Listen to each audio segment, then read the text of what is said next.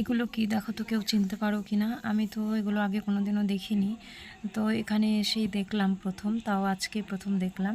নাম শুনেছি যে ঘিয়া বড়ি, ঘিয়া বড়ি দিয়ে নাকি বেশ ভালো ঘুগনি রান্না করা যায়, খেতেও খুব টেস্ট। তো আজকে দেখলাম প্রথম। তো তোমরা কে কী নামে চেনো একটু জানিও তো।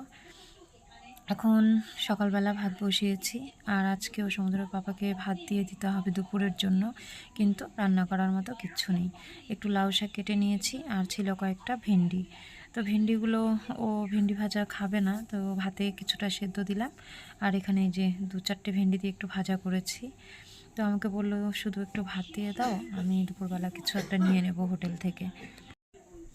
সকাল 8টার মধ্যে দুবার ভাত রান্না করতে হয়েছে। তার কারণ হলো কিছুটা পান্তা ভাত ছিল, তো ভেবেছিলাম যে পান্তা ভাতটা 2-3 জনের হয়ে যাবে, আর সেজন্য অল্প করে সকালের জন্য ভাত রান্না করেছিলাম। তো জলের ড্রামটা উপর করতে গিয়ে পুরো ড্রাম সমেত ভাতের গামলা সব মানে পড়ে ঠরে একাকার হয়ে গেছে। জলের ড্রামটা স্লিপ করে গেছিলো। তো যাই হোক, সেগুলো তো পুরো এলোমেলো হয়ে ভিজে টিজে একাকার হয়ে গেছে, সেগুলো বাইরে রোদে দিয়েছি।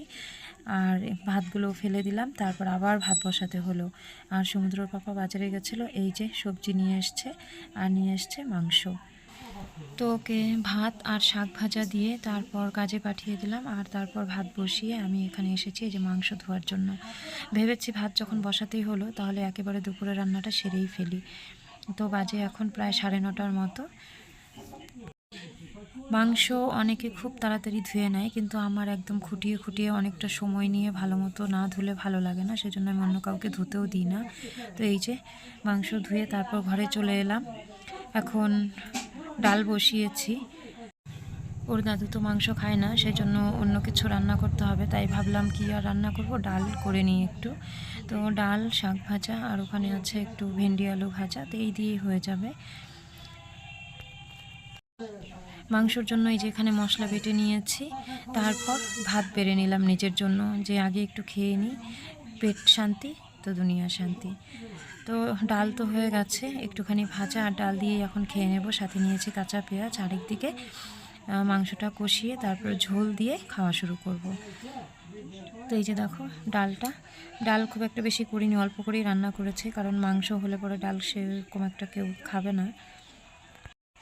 আমার তো ডাল একদমই পছন্দ না, কিন্তু তারপরেও বাধ্য হয়ে খাই, এখন খাওয়ার মতো সেরকম কিছু নেই। আর শাকটাও খেতে ইচ্ছে করছিল না।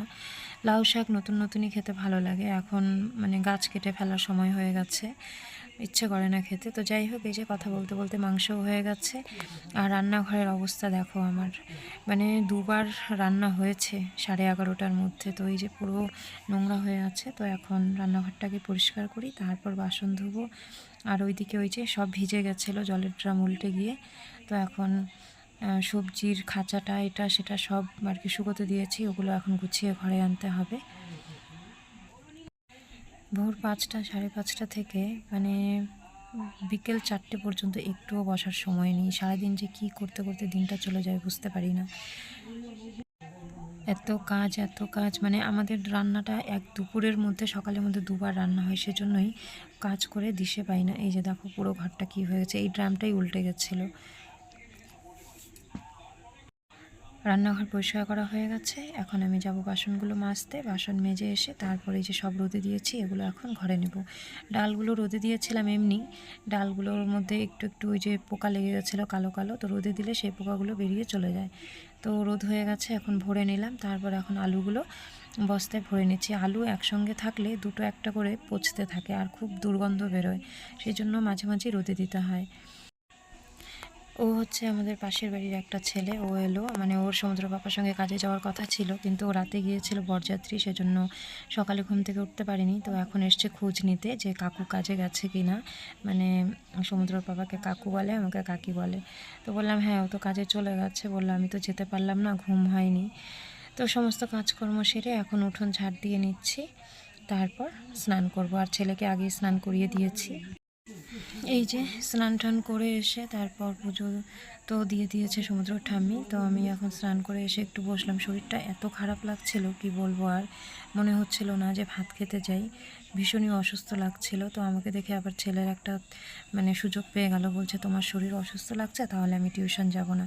তারপর ওকে বুঝিয়ে টুঝিয়ে টিউশন পাঠালাম। আর এই যে দেখো, আজ তো বৃহস্পতিবার, তো সমুদ্র ঠাম্মি পুজো দিয়েছে। এই হচ্ছে আমাদের ঠাকুরের সিংহাসন। গাছে এত ফুল ফোটে কি বলবো, আর কিন্তু ফুলগুলো পাড়ার উপায় নেই, একদম উপরে।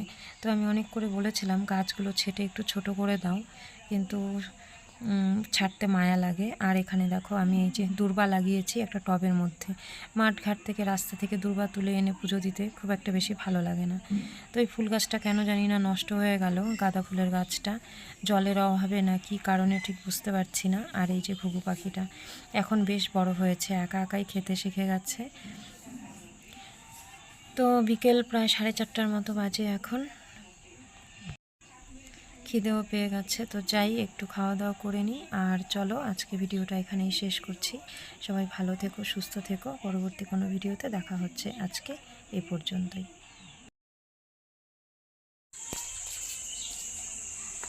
চলে এসেছো?